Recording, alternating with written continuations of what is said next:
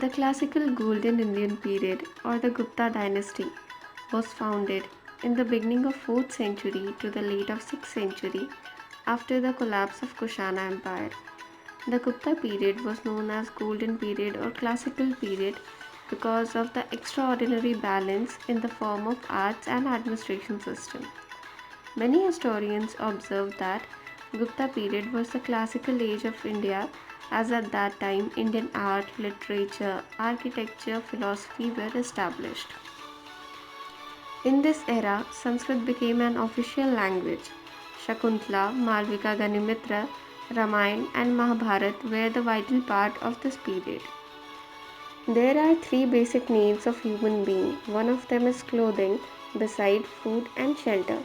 This basic necessity gradually becomes the most important part of cultural uniqueness. Guptas had a rich interest in art, culture, and extravagant lifestyle. We can observe various writings, text scriptures, carvings, and rich fashions of that empire. The Guptas adopted the form of dress that became traditionally identified with the royalty.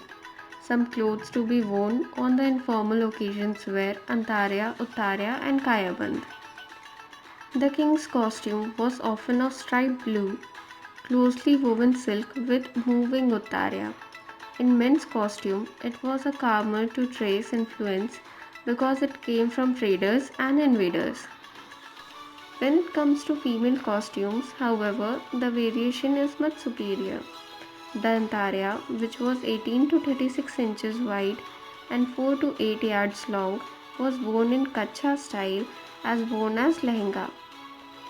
Some other form of Antarya was worn in lehenga or Kacha style both, which was usually very short Antarya till the mid thigh, called as Kalanika. It was wrapped around like a short lehenga.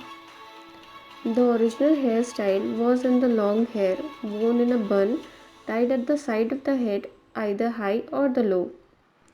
A ratnajal or a jeweled net or one of the pearls called muktajal was worn over the bun. The jewelry was for both men and women.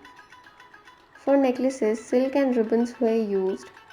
Kundala were of two types, both circular. Finger rings were used commonly. Well-known anklets of their times was Kini Kini and Nupura. The finest textiles were available in the Gupta period, printed, painted, dyed, and richly patterned in weaves and embroidery. Dyeing was too sophisticated, and the diagonal stripes were widespread in the places, merged soft and dark tones in each other.